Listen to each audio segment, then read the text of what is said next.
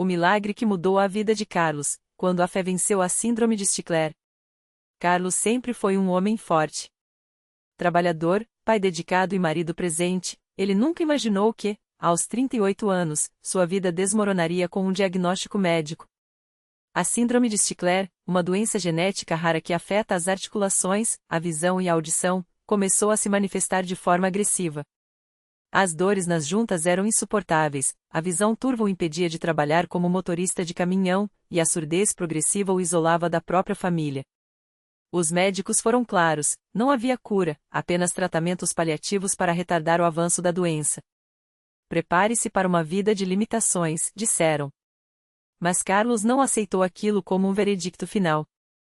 Ele já tinha ouvido falar da Igreja Universal do Reino de Deus, um lugar onde Deus operava milagres através da fé. Sua cunhada, Maria, era membro há anos e sempre falava das orações poderosas, dos pastores ungidos e das vitórias que via acontecer no altar. Lá, Deus não olha para o impossível, Carlos. Ele olha para a fé da pessoa, ela dizia. Desesperado, certo dia, depois de mais uma crise de dor que o deixou de cama por 3 dias, Carlos aceitou o convite.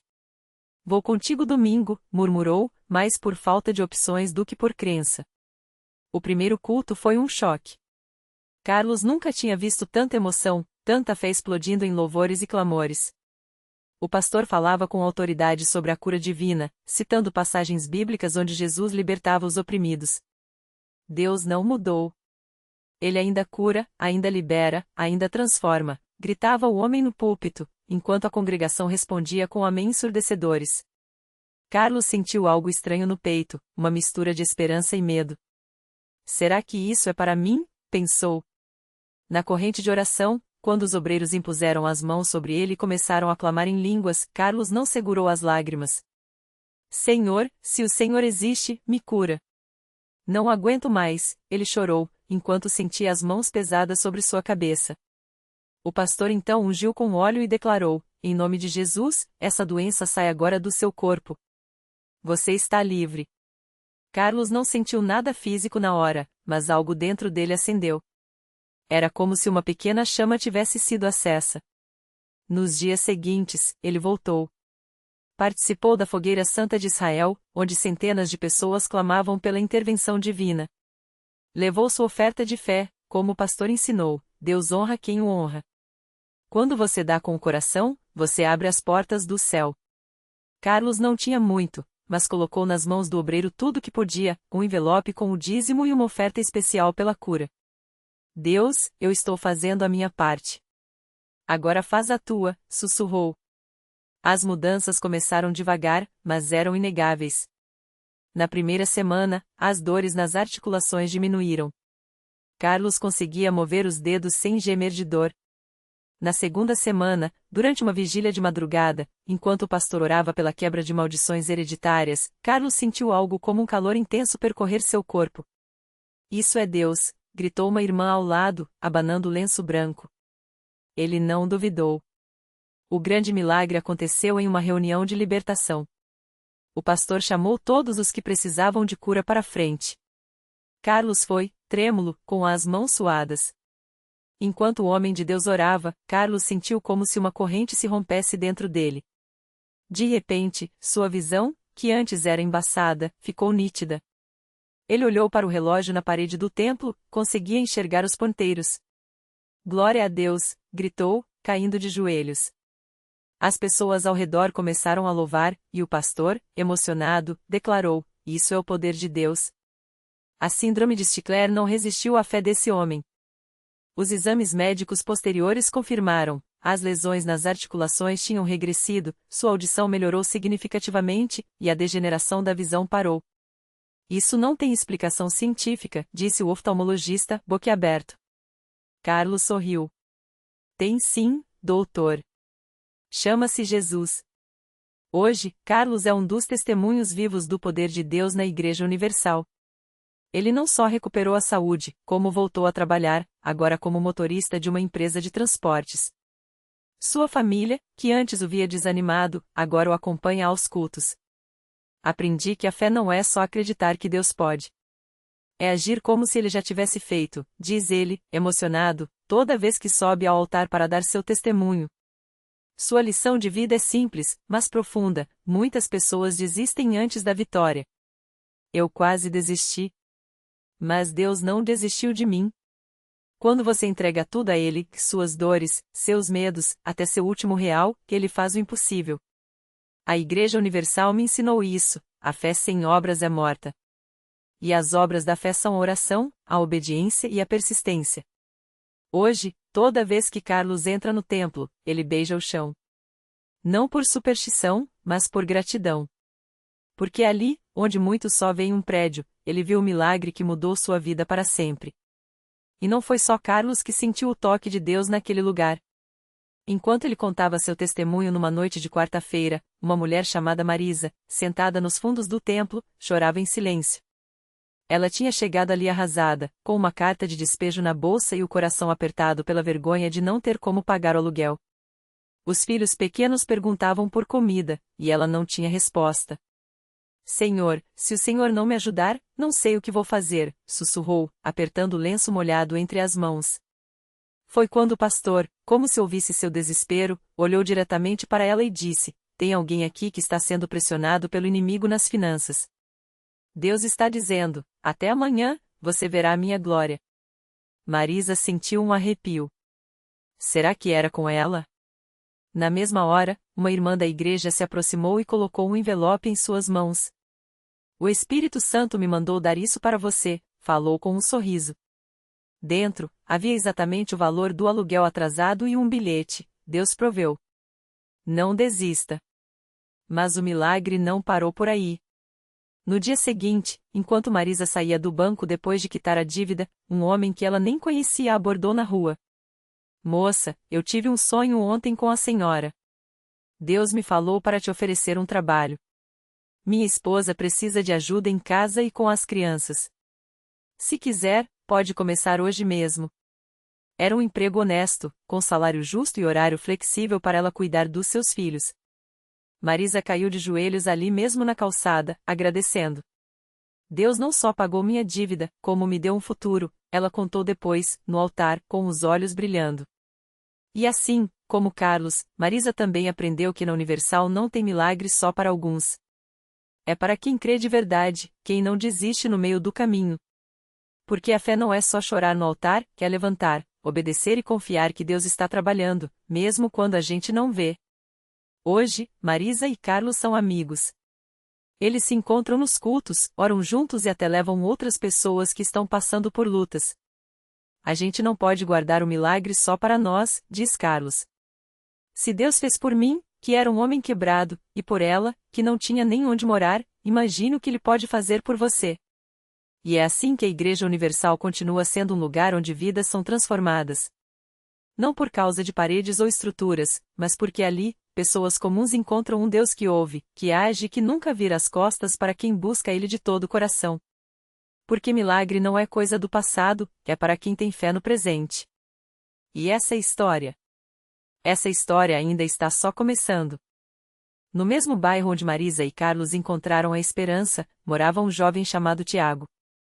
Aos 22 anos, ele já tinha sido abandonado pelo pai, perdido a mãe para o câncer e caído nas garras das drogas.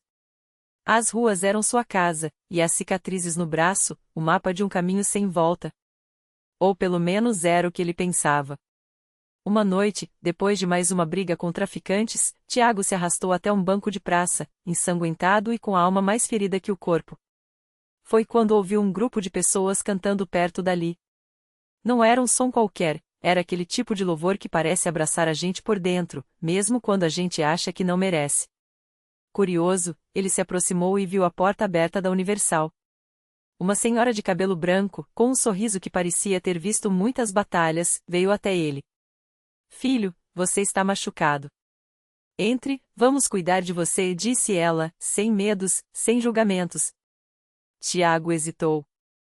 Já tinha ouvido falar daquela igreja, mas achava que lugar de Deus não era para ele. Porém, algo na voz daquela mulher o fez seguir seus passos. Dentro do templo, o cheiro de café recém-feito se misturava ao perfume das flores no altar. Alguém lhe deu um copo d'água, outro lhe ofereceu um cobertor. E então, o pastor se aproximou.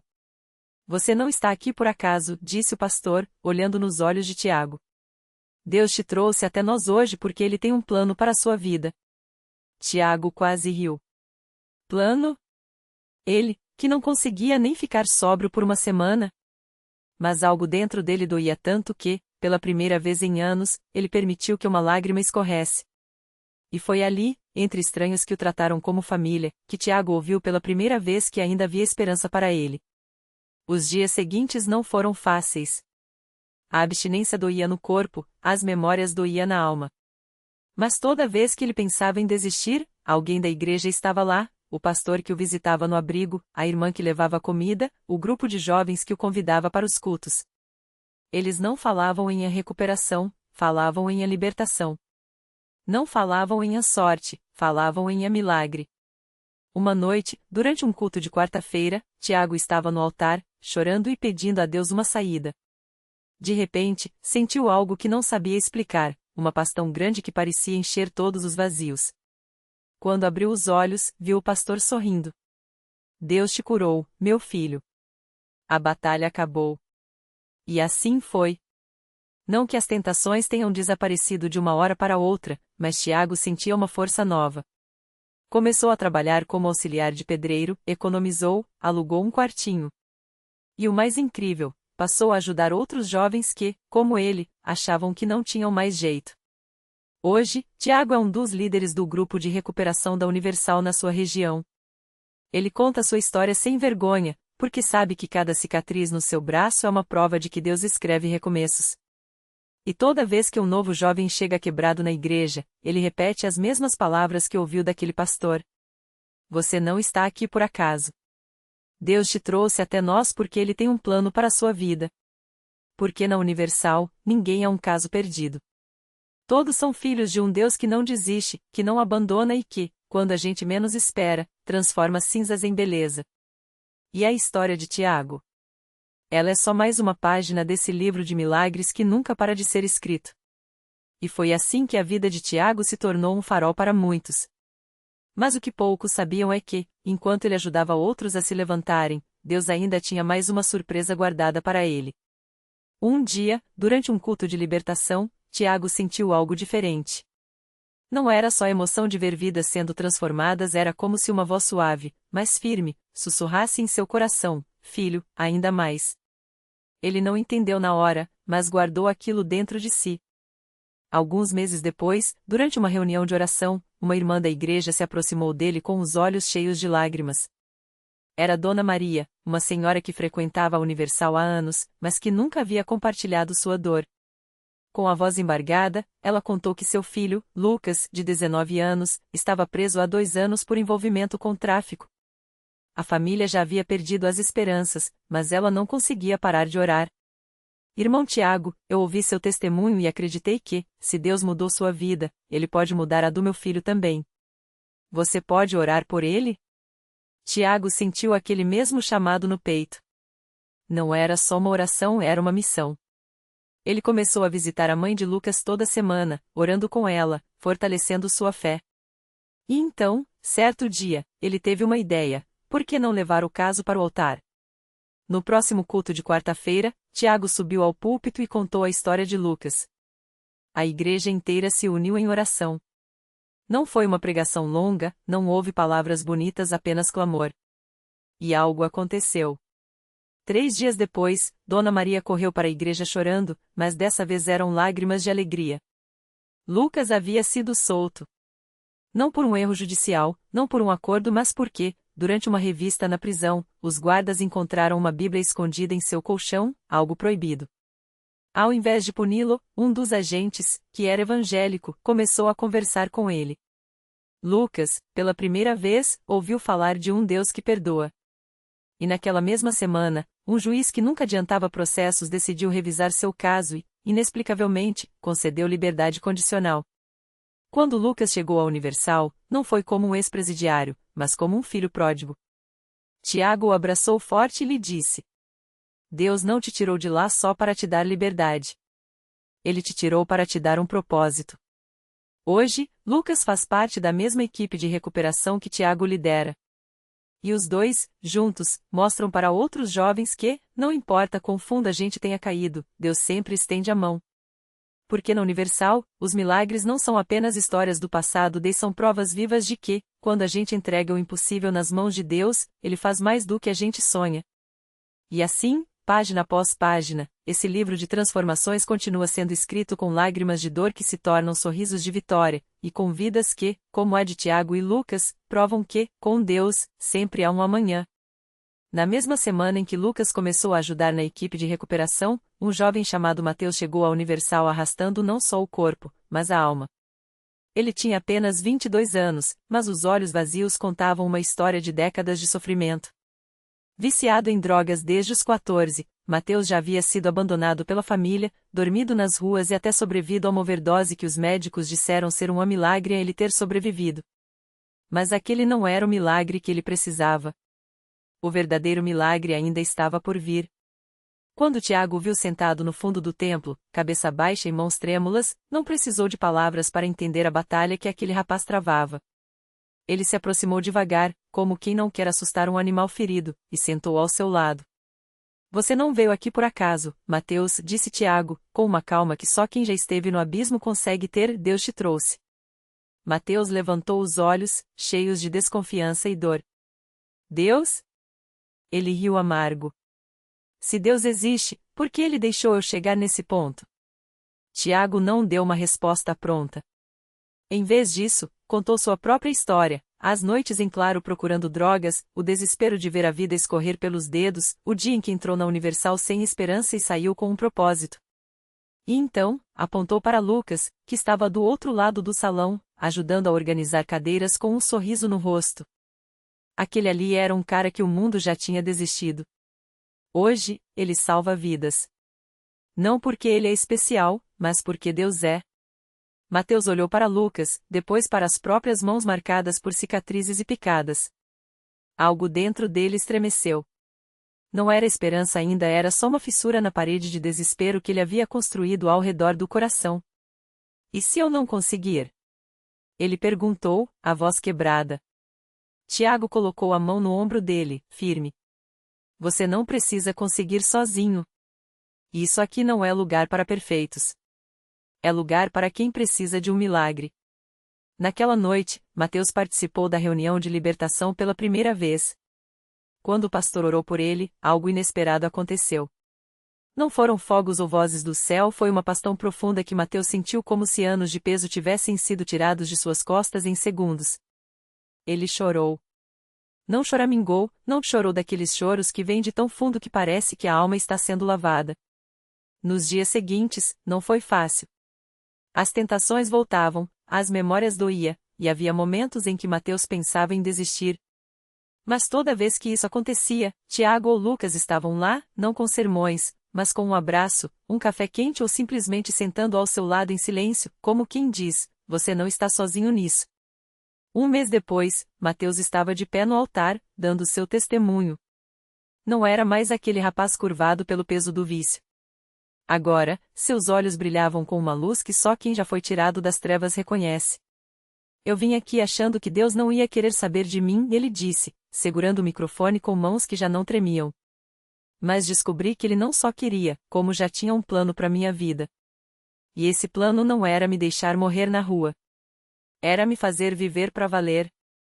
Hoje, Mateus faz parte da equipe ao lado de Tiago e Lucas. Eles são 3 homens que o mundo julgou perdidos, mas que Deus transformou em pescadores de almas. Juntos, eles vão às ruas, aos presídios, aos lugares onde a esperança parece ter secado, e levam uma mensagem simples: se Deus fez por nós, Ele pode fazer por você também. Porque na Universal, os milagres não são coisas distantes, escritas em livros antigos. São histórias que acontecem toda segunda, toda quarta, todo domingo quando um coração quebrado encontra a mão de Deus estendida. E assim, a cada vida transformada, fica provado mais uma vez que, não importa quão escura seja a noite, o amanhecer sempre chega. E com ele, a chance de recomeçar. Era uma tarde de quarta-feira quando Mateus e sua equipe chegaram ao presídio estadual, um lugar onde o ar pesava com o cheiro de desespero e grades enferrujadas. Os detentos olhavam com desconfiança quando os 3 homens entraram, bíblias na mão e sorrisos no rosto. Alguns zombavam, outros viravam o rosto, como se a presença deles fosse mais uma lembrança do que haviam perdido. Mas lá no fundo, numa cela superlotada, um homem chamado Renato sentou-se no chão, encostado na parede fria. Ele tinha 38 anos, mas parecia muito mais velho. As tatuagens no rosto contavam uma história de violência, e os olhos vazios mostravam que ele já havia desistido de tudo. Quando Mateus se aproximou e estendeu a mão, Renato nem olhou. Não adianta, pastor. Eu já tentei de tudo. Até Deus me abandonou. Mateus não se abalou. Ele conhecia bem aquele tom de voz, o mesmo que já havia usado anos antes, quando achava que não havia saída. Sentou-se ao lado de Renato e começou a contar sua própria história, as noites nas ruas, o vício, a sensação de que estava marcado para o fracasso. Mas também falou do dia em que, dentro de uma universal, uma mulher orou por ele com lágrimas nos olhos e disse: Deus não desiste de ninguém. Renato ouviu em silêncio, os dedos apertando a grade como se quisesse se segurar em algo. Quando Mateus terminou, ele balançou a cabeça. Mas e os meus erros? Eu fiz coisas que não têm perdão. Foi então que Lucas, que havia sido traficante antes de se converter, se ajoelhou na frente dele. Renato, olha para mim. Se Deus perdoou um cara como eu, que já matou, que já roubou, que já destruiu famílias, por que não ia perdoar você? Ele colocou a mão no ombro do homem. Aqui dentro, você pode estar preso pelas grades, mas lá fora, tem uma vida nova te esperando. Uma vida que Deus já preparou. Renato sentiu algo estranho no peito, uma pontada de esperança que doía porque fazia tempo que ele não a sentia. Naquela noite, pela primeira vez em anos, ele chorou. Não de raiva ou revolta, mas de alívio. E quando os três homens oraram por ele, com as mãos unidas apesar das grades, Renato sentiu como se uma corrente invisível se rompesse. Uma semana depois, a notícia chegou: Renato teria direito a uma revisão de pena. O juiz, conhecido por sua rigidez, havia sido impactado por uma carta escrita à mão assinada por dezenas de membros da Universal que garantiam apoio ao ex-detento. Algo mudou nele, disse o magistrado durante a audiência. Não sei o que foi, mas não posso ignorar. No dia em que Renato saiu em liberdade condicional, Mateus estava lá, esperando com uma camisa limpa, uma Bíblia e um abraço apertado. Agora começa a verdadeira batalha, disse Mateus, sorrindo. Mas você não vai lutar sozinho. Hoje, Renato trabalha como servente de pedreiro numa obra coordenada pela igreja. Toda semana, ele volta ao presídio não como prisioneiro, mas como testemunha. E quando os detentos olham para ele, veem algo que antes não acreditavam ser possível: um homem que foi tirado do lixo da vida e transformado em instrumento de Deus. Porque na Universal, os milagres não são só curas físicas ou soluções instantâneas. Às vezes, o maior milagre é ver um coração de pedra se tornar carne novamente. É ver um homem que estava morto em delitos e pecados ressuscitar para uma nova história. E assim, a cada vida resgatada, fica claro que não existe caso perdido para Deus, apenas almas que ainda não encontraram o caminho de volta para casa. O último passo do milagre. Naquela tarde, enquanto Renato compartilhava seu testemunho no presídio, um detento chamado Carlos, conhecido por sua rebeldia, cruzou os braços e cuspiu no chão. Isso é conversa para boi dormir. Deus não existe para gente como a gente. Renato não se abalou. Apenas sorriu e estendeu a mão, mostrando as cicatrizes nos dedos, marcas dos anos em que quebrara tijolos para sobreviver nas ruas. Eu também achava isso. Até o dia em que percebi que Deus não estava me esperando perfeito. Ele estava me esperando aqui. Semanas depois, Carlos foi solto. Sem família, sem rumo, apareceu na obra onde Renato trabalhava, sujo e com fome. Me ensina a fazer o que você faz, murmurou, sem coragem de olhar nos olhos. Renato lhe deu uma colher de pedreiro, um par de luvas gastas e um conselho: o primeiro tijolo que a gente assenta não é na parede, é no coração. Depois, o resto vem. Hoje, Carlos é ajudante de Renato. E toda sexta-feira, os dois voltam juntos ao presídio, um com a Bíblia na mão, outro com as marcas de uma vida que renasceu. Os detentos os veem chegar e, pela primeira vez, acreditam. Reflexão final. O milagre não foi Renato sair da prisão, nem Carlos largar as drogas. O milagre foi o dia em que ambos entenderam que Deus não resgata vidas para enfeitar igrejas, mas para reconstruir o que o mundo destruiu. A mão que estende um tijolo pode ser a mesma que ergue uma alma. E às vezes, a maior prova de que Deus existe não é um sinal no céu, mas um homem que volta ao lugar onde foi quebrado, para mostrar a outros como se reconstruir. Lição: ninguém está tão perdido que não possa se tornar um farol. O primeiro passo do milagre não é Deus mudar sua história, é você permitir que Ele use suas cicatrizes para iluminar a de alguém.